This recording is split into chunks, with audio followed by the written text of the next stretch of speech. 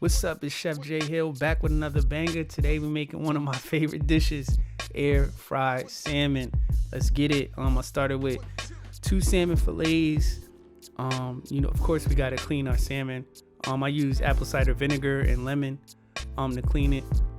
I usually do like 2 caps apple cider vinegar, nothing crazy. And then I throw some lemon juice over top. And I just kind of let that marinate in a bowl. Kind of wash it off with my hands. Apple cider vinegar is super good for you, super good for your digestive system. Any stomach issues, I always tell people to take like a shot of apple cider vinegar. Sometimes maybe 2 shots, 1 in the morning, 1 at night. Can't beat it. So we throw our lemon over our salmon fillets. Kind of mix it up. Do what we do.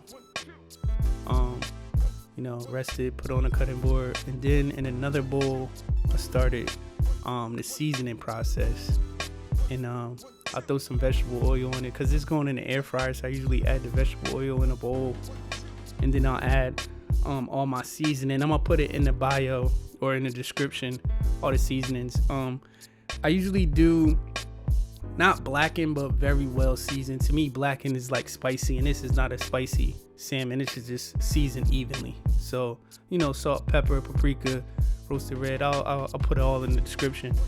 I tried to cut my 4 fillets into the size of my air fryer so it wouldn't be too big.